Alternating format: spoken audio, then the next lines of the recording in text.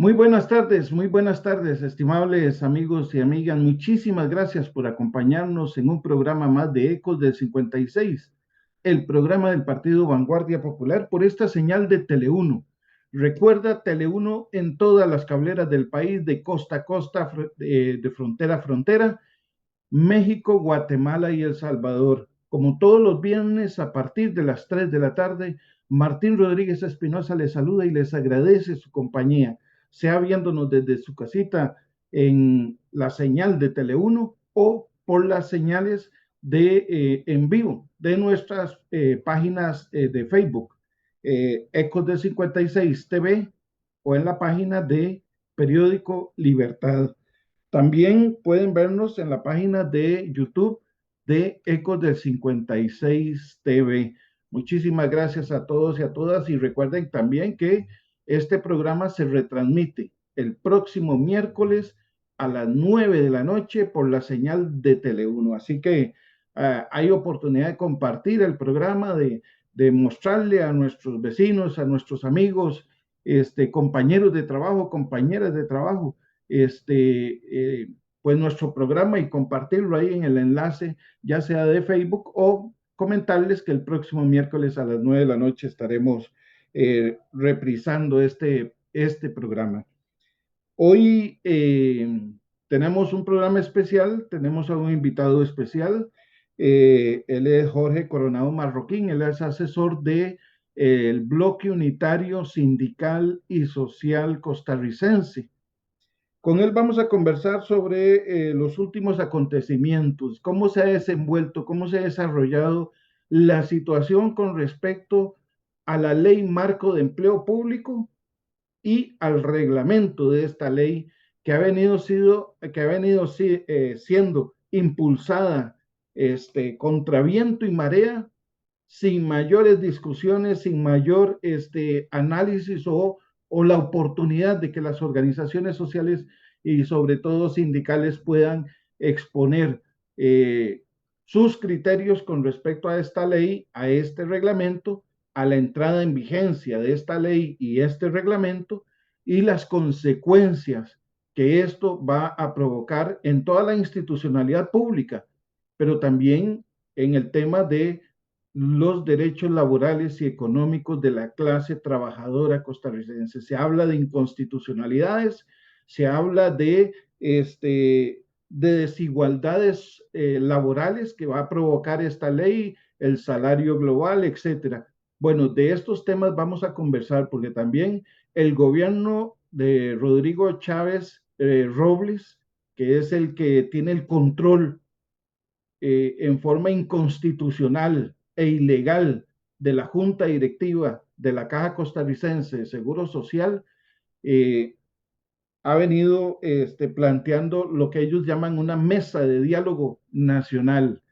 De eso vamos a conversar con Jorge Coronado Marroquín porque estuvimos en la presentación de esta llamada apertura de mesa de diálogo nacional y ya vimos lo que ha sucedido en estos días de esta semana. Muy bien, muy buenas tardes, Jorge, y bienvenido nuevamente a nuestro programa. Muchas gracias, Martín, y agradecerte a vos y al Partido Vanguardia Popular la oportunidad de estar en tan importante programa y hablando de un tema tan urgente, necesario y fundamental, no solo para los trabajadores del sector público, sino para todo el conjunto de nuestra sociedad. Y por lo vamos a ver por qué digo esto. Así es, y afecta efectivamente a toda la clase trabajadora y a las familias costarricenses. Entonces, Jorge, yo te doy eh, pues la posibilidad que puedas iniciarnos con tus criterios al respecto. Muy bien, muchas gracias. En unos segundos voy a hacer uso de una presentación con algunos textos para que le quede más claro a la gente de qué estamos hablando. Esta ley de empleo público se aprobó en la etapa final del gobierno anterior de Carlos Alvarado, con el apoyo de la fracción del Partido Acción Ciudadana, de Liberación Nacional, de la Unidad Social Cristiana y de los partidos evangélicos neopentecostales de ese momento. Aún así, Aún así, de los 57 diputados, obtuvo solo 39 votos, un solo voto por encima del mínimo que la ley le exigía a esta ley, que era una mayoría calificada de 38, y obtuvieron 39 votos. Es decir, que a pesar de que todas estas fuerzas políticas se pusieron de acuerdo, también hubo rebelión en algunas de las fracciones, y no es un detalle cualquiera. Bueno, el gobierno se aprobó en la etapa final y la entrada en vigencia, decía la ley, era un año después. O sea, ese año se cumplió recién en este mes de marzo del 2023, el 10 de marzo exactamente. Un año cuando debería estar publicada en la Gaceta el reglamento de Mideplan, que ahora vamos a estar viendo. Como vos bien decías, Martín, esta ley es muy lesiva y permítanme compartir, compartir pantalla. Una ley autoritaria, impositiva y antidemocrática, porque primero que todo le plantea una absolutista rectoría al Ministerio de Planificación. Y es muy peligroso porque el Estado costarricense es muy diverso. Tiene instituciones autónomas, semiautónomas, desconcentradas, descentralizadas, y además el Poder Judicial, el Tribunal Supremo de Elecciones, las municipalidades, las universidades y la Caja tienen autonomías constitucionales, es decir, tienen un rango mayor de autonomía que la misma autonomía que tiene una institución autónoma como el INAH o como Acueductos y Alcantarillados. Lo único que hay en el Estado costarricense centralizado es el gobierno central, o sea, los ministerios, lo que depende directamente del Poder Ejecutivo. Fuera de eso, los constituyentes crearon una lógica de Estado muy diversa. ¿Por qué?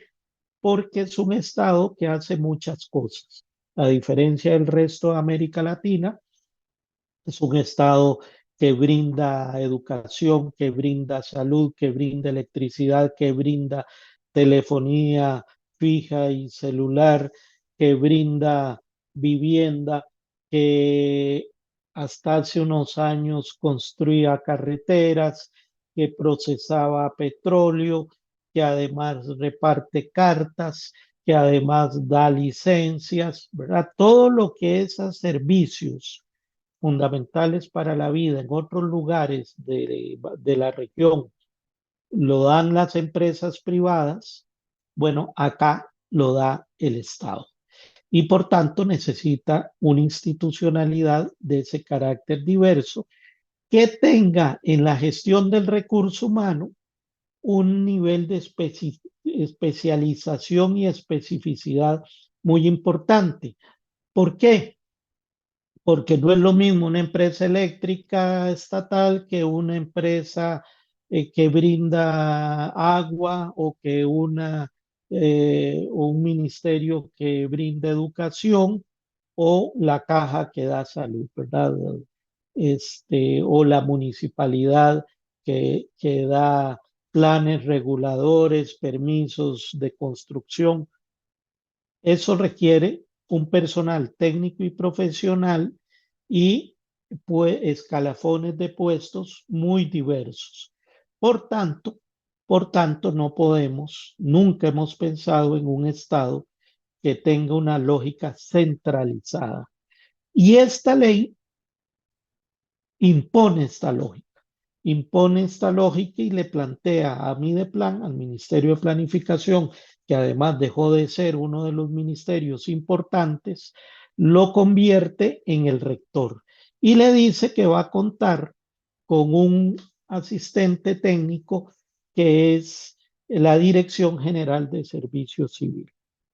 ¿Cuál es el problema o cuáles son los problemas? Bueno, Mideplan, el ministro o la ministra, es un nombramiento político y ese ministerio depende directamente de los manejos políticos del gobierno de turno. Y la Dirección General del Servicio Civil, lo que es una entidad especializada, pero en el gobierno central. No conoce la diversidad de la institucionalidad de las entidades autónomas y mucho menos conoce cómo es la gestión del recurso humano. Así que esa rectoría en manos de estos dos órganos, donde esté el manoseo político y donde la parte técnica de apoyo no conoce al conjunto del Estado, nos hace ver, poner en una situación muy precaria, ¿verdad? Para la entrada en vigencia, que como les decía, entró en vigencia el 10 de marzo de este año. Y cuando hablamos de gestión del recurso humano, ¿de qué estamos hablando? Estamos hablando de los nombramientos, contrataciones, ascenso, definición de la escala de puestos de trabajo, vacaciones, sistema sancionatorio, normativa de despido, el mecanismo de evaluación, los criterios salariales o las escalas salariales. Dense en cuenta que es toda la administración de las personas trabajadoras. Y ahora entonces se dice que todo eso que lo han dirigido históricamente las direcciones de recursos humanos de cada institución, ahora todo eso que les he mencionado pasa a dirigirlo Mideplan. Algo absolutamente grave y por eso decimos que es una vertiente muy absolutista. Y eso es ni más ni menos un gravísimo retroceso en materia democrática. ¿Por qué? Porque los pesos y contrapesos se anulan y se pasa simplemente aquí a una definición de lo que diga Mideplan. Costa Rica tuvo una particularidad o ha tenido una particularidad que dadas las características del Estado costarricense, por esa gran variedad de servicios públicos que brindamos, se garantizaron históricamente dos cosas: la estabilidad y la constante capacitación, tanto profesional como técnica del personal. ¿Por qué? Porque requeríamos estabilidad para el ICE, no podés estar cambiando personal cada 3 meses o cada cambio de gobierno, porque es muy grave necesitas tener gente que aprenda cómo se maneja toda la que es el servicio eléctrico del país. Entonces necesitamos estabilidad, pero también se necesita que ese personal, ya sea técnico, sea altamente calificado o ya sea profesional también. Bueno, eso ahora con esta ley se pone en riesgo. Se pone en riesgo porque posiblemente nos vamos a parecer mucho al modelo panameño. En Panamá, cada vez que hay un cambio de gobierno, salen miles de trabajadores que entraron por el gobierno anterior y entran miles que vienen con el gobierno que ganó. Eso es muy grave, digamos, porque en Panamá la mayoría de las cosas están privatizadas, así que el Estado no cumple las funciones que cumple acá, pero acá esto realmente es gravísimo y por eso decimos que es un retroceso democrático muy serio. Bueno, lo que estamos diciendo es que el objetivo central de la ley es desregular la gestión del recurso humano para abrir la ruta a la privatización de los servicios públicos. Y eso es algo que le han llevado ganas toda la vida. Entonces es falso que esta ley de empleo público, como se ha querido plantear en todas partes, en los medios de comunicación, va a garantizar más eficacia, más eficiencia, mejor servicio y lo que va es a eliminar las distorsiones salariales. Mentira, mentira. Lo que viene es a impulsar la privatización de los servicios públicos y vean ustedes, la misma ley le establece una de las competencias. A Mideplan dice que una de las competencias fundamentales es hacer diagnósticos para lograr un adecuado redimensionamiento de las planillas existentes para delimitar la prestación de los servicios, le hace servicios, delimitar la prestación de aquellos servicios que se podrían ser externalizados. En dos palabras, lo que está diciéndonos ahí es que hay que reducirlas, se van a reducir planillas para estimular la privatización de los servicios, de todos los que les he mencionado. Ese es el objetivo central. ¿Y para qué requiero yo? ¿Cómo logro ese proceso de reducción de planillas? Eliminando la estabilidad laboral del sector público. ¿Y cómo logro reducir la estabilidad laboral? Desregulando la gestión del recurso humano. Entonces, por un lado, lo que tengo que hacer, los neoliberales siempre han dicho que despedir a alguien en el sector público cuesta mucho. Entonces, ahora lo que van a hacer es desregular las causales de despido y desregular el sistema sancionatorio. O sea que tengamos sanciones express, despidos express, pero a la vez eh, reducir toda la normativa que se ha construido a lo largo de más de 6 décadas, más de 60 años, sobre normativa de contratación, de políticas de ascenso, carrera profesional, carrera administrativa, eh, estímulos salariales, políticas de permiso, vacaciones, y es meter en una camisa de fuerza todo eso, como que si el Estado fuera una gran empresa. Y entonces lo que quieren es convertir al Estado como un patrono único y ya no como un patrono diverso. Ese es el propósito central de esta ley, que es la privatización. Ya lo estamos viendo hoy en la caja, ya lo estamos viendo ahora con la crisis del despido del director del Infocop, cuando él mismo denuncia que el ministro y el presidente no quieren desarrollar que el tren sea un servicio de transporte público, sino lo que quieren es los negocios.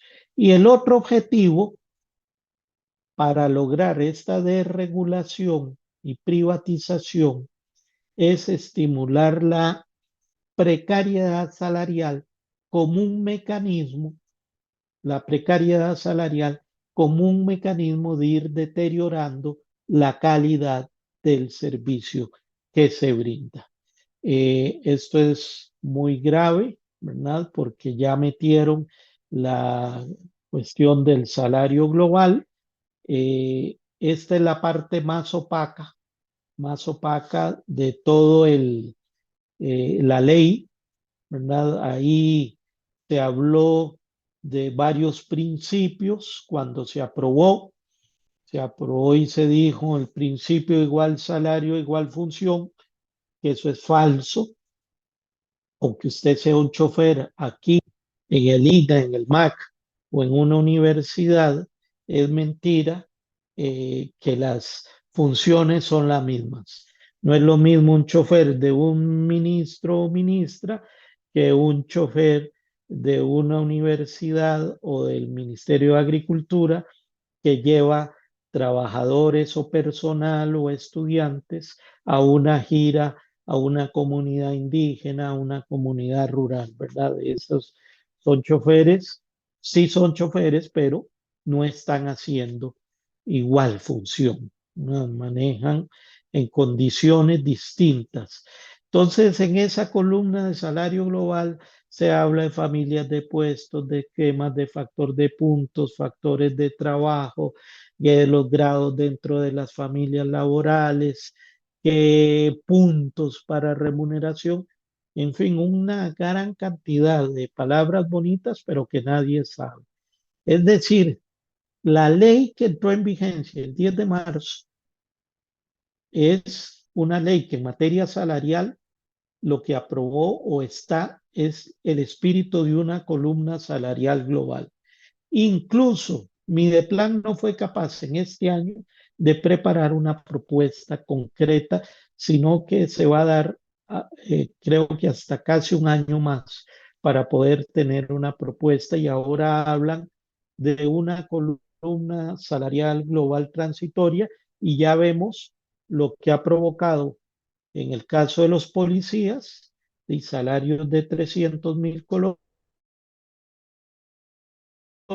cuando nos decían que iba a ser el salario global competitivo, atractivo, para que se quedara el mejor personal y que lo que iba a hacer era uniformar y quitar las odiosas diferencias. Bueno, pues resulta que la propuesta de salario global transitorio de Mideplan, los salarios están por debajo del salario mínimo de muchas categorías en el sector privado. ¿Qué están construyendo? Una propuesta de salario para el sector público por debajo de los salarios del sector privado. Y eso, ¿qué es lo que va a traer? Por un lado, deterioro de la calidad del servicio, porque de quién se va a sentir bien ganando 300.000 colones, menos que lo que se gana en el sector privado, que ya sabemos son salarios bastante bajos, pero a la vez que se da eso, lo que se estimula es la salida de mucho personal técnico y profesional que va a decir que mejor no se queda. ¿Por qué digo esto? Porque en el reglamento que preparó Mideplan se plantea que en caso de un ascenso, usted pasa automáticamente a salario global, aunque tenga 20 años de trabajar.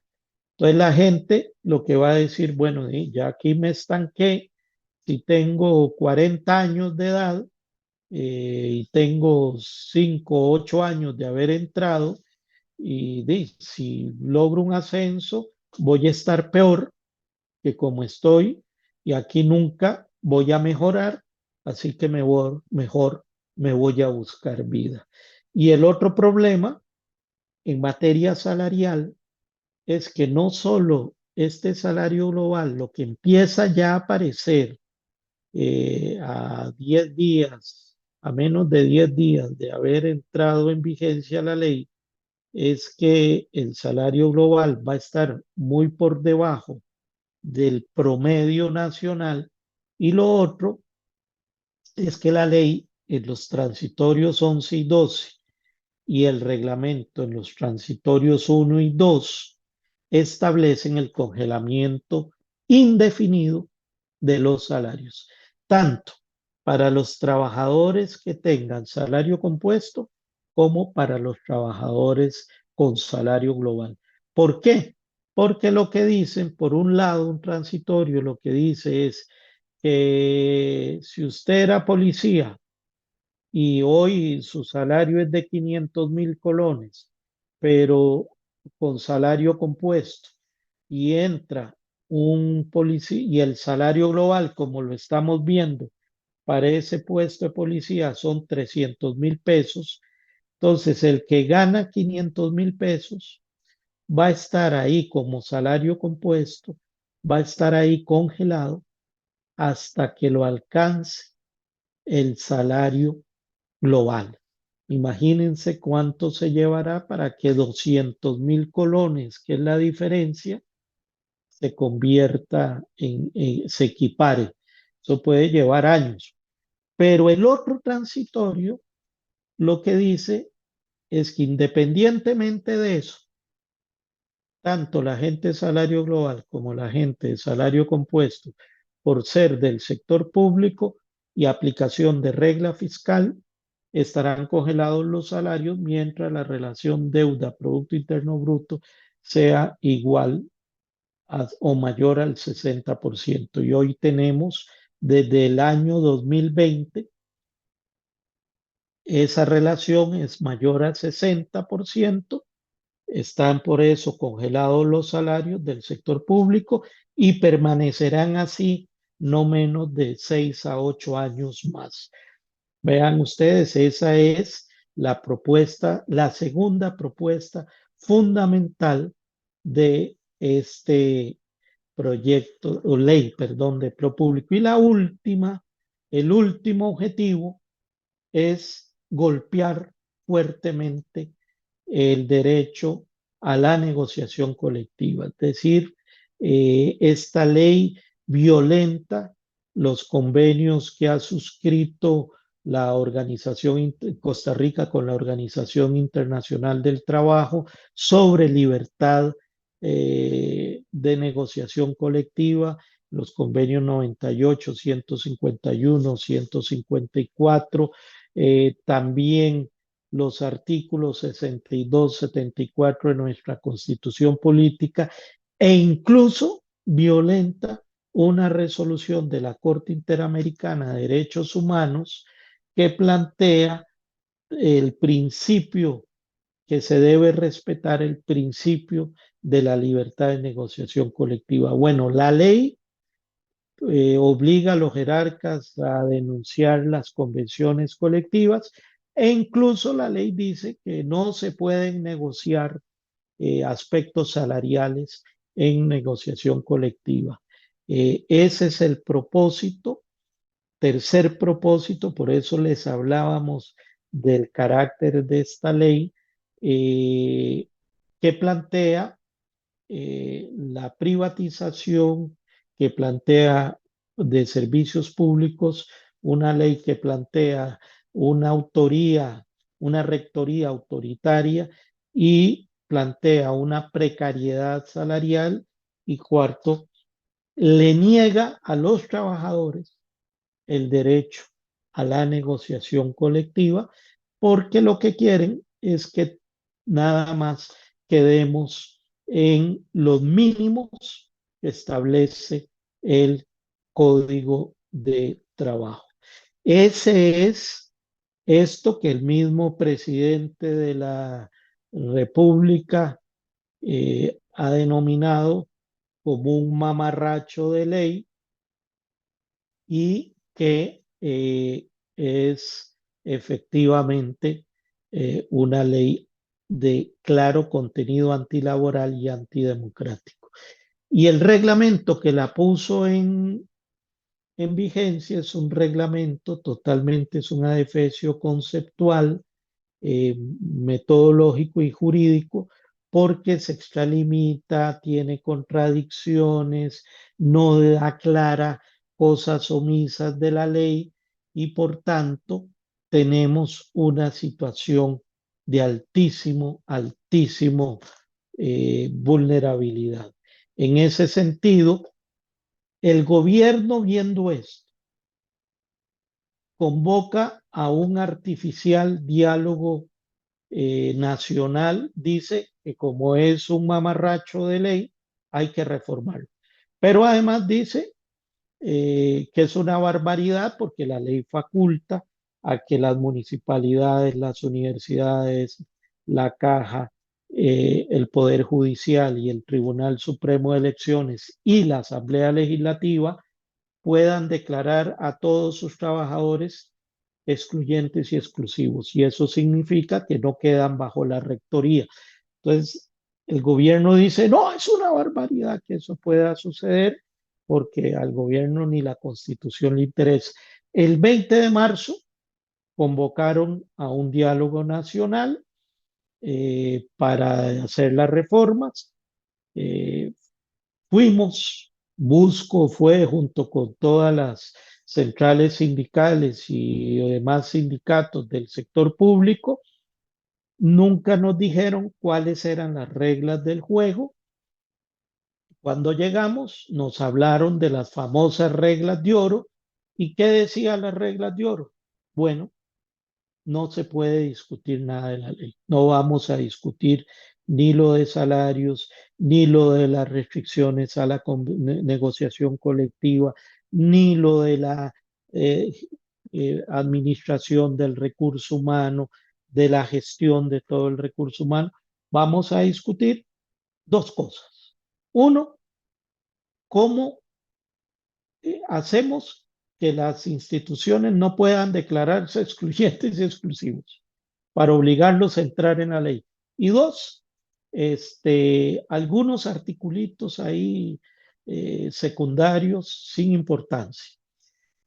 Y ellos lo que buscaban era que al final, el 13 de abril, salga un proyecto de reforma de la ley de empleo público, pero un proyecto de reforma a la medida de lo que quiere el gobierno, que es profundizar el carácter regresivo, antilaboral y antidemocrático de la ley de empleo público que ya tiene. Y bueno, unánimemente los sindicatos, primero le habíamos presentado un documento, al ver que no se podía ni siquiera exponer el documento, ni cambiar las reglas, porque lo que nos dijeron es que hagan observaciones y nosotros veremos si las asumimos o no, no las queremos discutir en plenario. Y como si lo anterior fuera poco, el Mideplan nos dijo, eh, nosotros no vamos a participar, vamos a tener asesores por si quieren consultas. Entonces, ¿cuál diálogo íbamos a hacer con el gobierno? Lo que era conversar un sindicato como el Salud UNDECA o el de las universidades con su rector y su director de recursos humanos, el sindicato universitario o UNDECA discutiendo con la directora de recursos humanos de la caja. De una absoluta tontería. Fracasó, es evidente, fracasó esa maniobra. Ya se ha publicitado las posiciones y se le ha dicho a la Asamblea Legislativa, estén atentos porque lo que les llegue desde Casa Presidencial no va a ser algo ni que fue discutido ni consensuado con nadie, y más bien hay que aprovechar cuando presenten el proyecto para hacer una reforma integral de la ley. Eh, que yo quiero decir algo para terminar, Martín. Ujú. Siempre hemos dicho desde el movimiento sindical que no es que estamos en contra de una ley de empleo público. Se puede mejorar, hay cosas que mejorar, una ley podría mejorar diversas cosas que no funcionan, pero no eso que hicieron desde el gobierno anterior, cuyo propósito no era mejorar la función pública, sino desmantelar el Estado. Precisamente, bueno, hemos estado viendo, mientras conversabas sobre el tema, hemos estado viendo algunas tomas que hicimos de esa de ese llamado presentación del diálogo nacional. Ahora, si te parece, vamos a ver rápidamente porque representantes de la mayoría, de la inmensa mayoría de organizaciones sindicales, como bien lo expresabas ahora, se levantaron y ante la imposibilidad de poder intervenir y dialogar efectivamente sobre el tema, se retiraron del auditorio. Veamos las siguientes tomas en donde incluso Marta Elena Rodríguez González, que es la secretaria general adjunta del sindicato UNDECA, interviene y se manifiesta rompiendo el protocolo, evidentemente que estaba establecido porque no había posibilidad de que nadie hablara, e intervino y dijo lo siguiente, veamos. No, un momentito, tenemos un orden, no, un momentito, sí. Tenemos un periodo de preguntas posterior al... Los sindicatos nosotros tenemos una posición con respecto a este tema.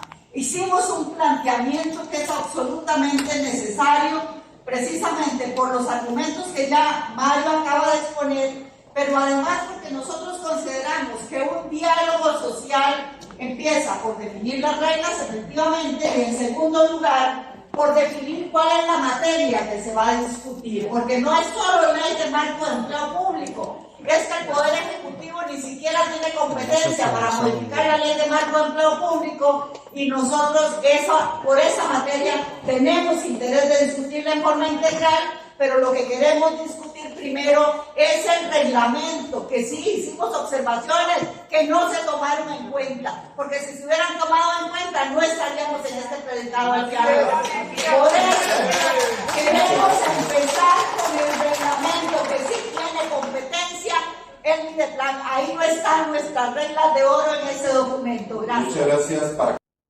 Regresamos, bueno, pudieron ver ahí las declaraciones o la intervención de Marta Elena Rodríguez González, secretaria general adjunta del sindicato UNDECA, del sindicato mayoritario en la Caja Costarricense de Seguro Social, y bueno, lo que expuso, ¿verdad? La imposibilidad, primero la disposición de los sindicatos de dialogar, lo que ya había sucedido semanas anteriores en las cuales se presentaron una inmensa cantidad de argumentación con respecto a el reglamento antes de que se publicara en el diario La Gaceta, y también la posición con respecto a un diálogo nacional que literalmente le cierra las posibilidades a la sociedad civil, a los costarricenses, a los representantes de la clase trabajadora, para poder intervenir y de verdad dialogar y hacerle aquellas modificaciones que se creen convenientes para que esta ley y este reglamento, que por cierto se había pedido efectivamente que se retrasara la aplicación o la publicación de la ley para que tuviéramos tiempo los costarricenses de verdad hacer un diálogo nacional y poder discutir sobre un tema tan importante. Este, pero bueno, esa es la posición que compartieron no solamente UNDECA, ¿verdad? Porque ahí estaban los representantes del Bloque Unitario Sindical y Social Costarricense, sí, estaban las centrales y confederaciones, la Rerum Novarum, la CMTC, la CGT y otras representaciones sindicales. O sea, la inmensa mayoría de los representantes del movimiento sindical se retiraron y posteriormente hicieron una conferencia de prensa que pues ha sido dada a conocer en todos los medios. Hablabas, Jorge, de concretamente lo que mencionaste en esa presentación que nos deja muy claros sobre algunos puntos que plantea el reglamento, la ley en su conjunto, y es el riesgo que corre nuestro país con la destrucción literal. Estamos hablando de una destrucción literal de la institucionalidad pública que ha sido la columna vertebral de ese desarrollo nacional a lo largo del tiempo. Porque si Costa Rica se puede jactar ante el mundo, y lo acaba de hacer Rodrigo Chávez en Europa, de que Costa Rica tiene recursos naturales importantes, que, bueno, la electricidad llega al 98, 99% de 99. del Ujú. 99% del territorio nacional, que la salud pública, con todos los problemas que tiene, que se pueden resolver para mejorar la calidad de los servicios de la Caja Costarricense de Seguro Social, pues es un ejemplo a nivel mundial. Mira, dos cosas. Uno, que la aspiración de los neoliberales desde los 90 ha sido hacerse dueño de los grandes negocios del Estado, porque los servicios públicos son un gran negocio. La salud, la educación, la distribución de electricidad, de internet, de agua potable, etcétera, etcétera. Y por supuesto le han llevado muchas ganas a esas minas que hoy el Estado costarricense, los recursos que adquiere es para reinvertir y mejorar la calidad del servicio. Eso fue pensado, recordemos, esto costó sangre de costarricense con la guerra civil del 48, todas las garantías sociales. Vanguardia Popular fue artífice de ese proceso y hoy estos neoliberales, después de tantos intentos, ahora sí vienen por todo. Y esta ley es lo que les permite, y para eso el gobierno anterior aprobó otro conjunto de leyes para ir creando las condiciones.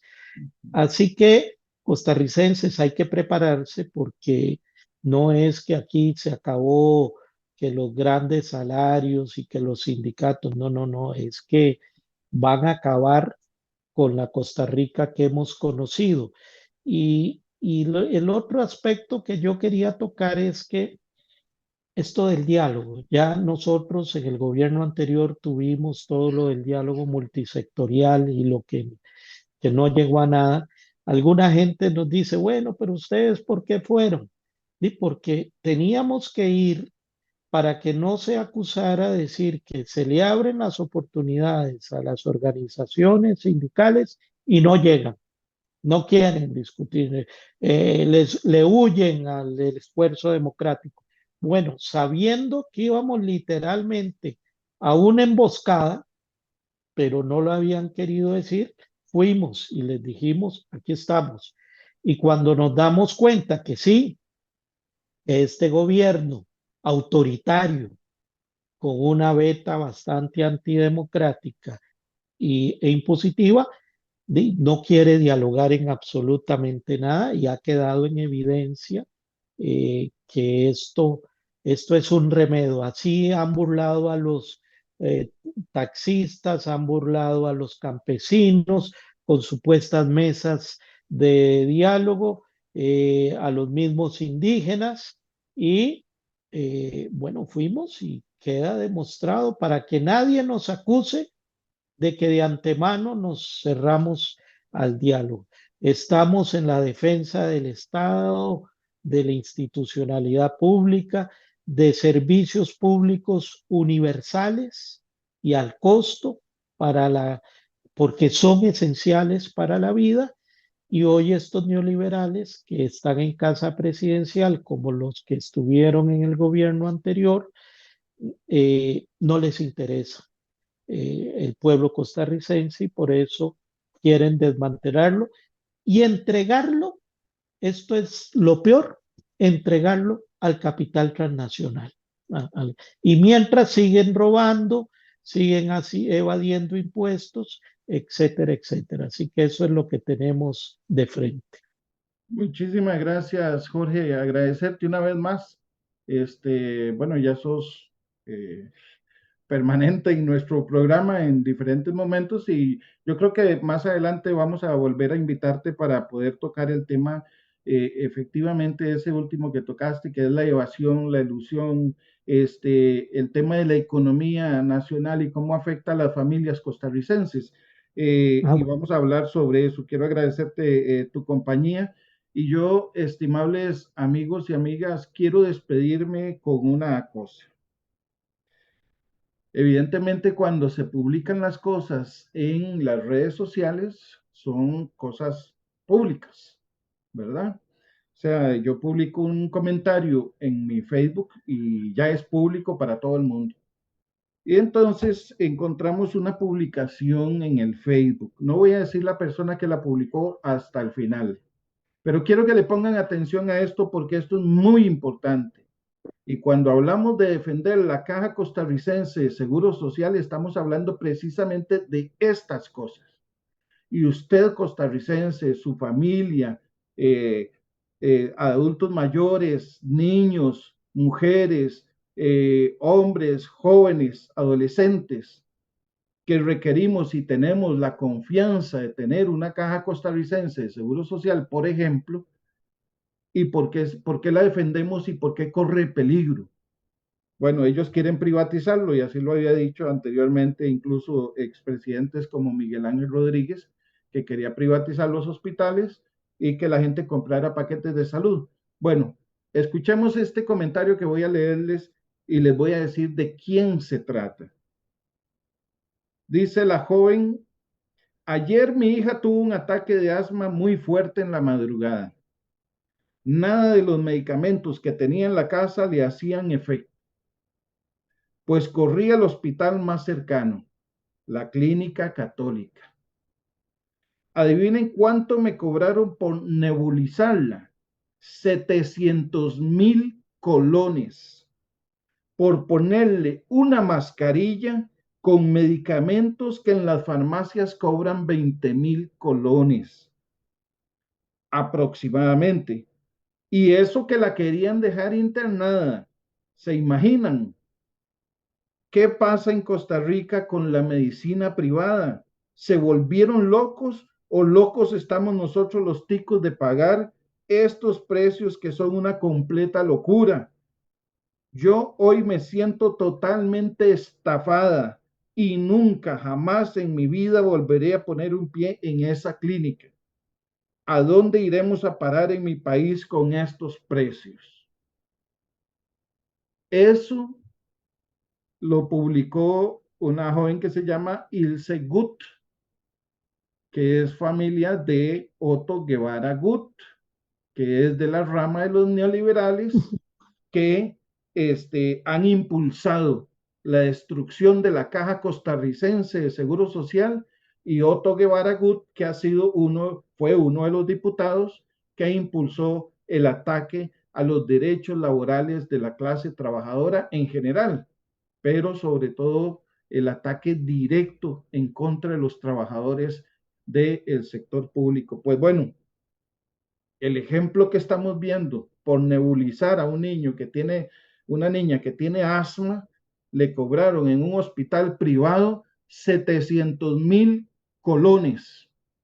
Imagínense ustedes lo que pasaría con una operación que hace la Caja Costarricense de Seguro Social con solo llegar al hospital.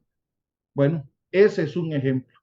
O defendemos la Caja Costarricense de Seguro Social o perdemos absolutamente toda posibilidad de que nosotros, los pobres, podamos tener acceso a la salud, a la vida. Muy buenas tardes, muchísimas gracias a todos por acompañarnos desde sus hogares y nos reencontramos el próximo viernes a partir de las 3 de la tarde. Este programa puedes verlo nuevamente el miércoles a las 9 de la noche. Muchas gracias. Hola, mi nombre es Sofía Escalante, tengo 19 años y en el 2014 fui diagnosticada con leucemia mieloide aguda en la Caja Costarricense del Seguro Social. Y primeramente fui atendida en el Hospital Nacional de Niños, me dieron quimioterapia y entre ellos muchísimos exámenes más, servicio de odontología, tags, placas, etc. Y después, debido a una recaída en la misma enfermedad, tuve que ir al Hospital San Juan de Dios, en el cual me hicieron un trasplante de médula ósea. Y no puedo estar más agradecida con los doctores, las enfermeras, todos los especialistas que me dieron durante este tiempo en el que estuve batallando contra mi vida, y ellos definitivamente lo hicieron más fácil y no puedo estar más agradecida por eso. Y gracias a todo esto, hoy soy quien soy, hoy estoy aquí, estoy trabajando, estoy estudiando periodismo, también administración, y tengo muchísimos sueños que cumplir, y todo esto gracias a que salí adelante, gracias a la Caja Costarricense del Seguro Social. Y definitivamente estoy más feliz que nunca y más plena que nunca. Gracias a la Caja.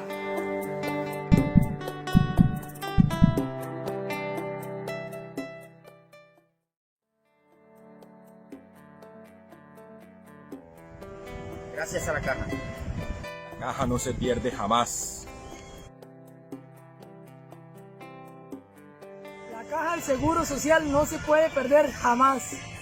La Caja Costarricense de Seguro Social no se puede perder jamás. La Caja del Seguro Social no se puede perder jamás. Gracias a la Caja. Gracias a la Caja.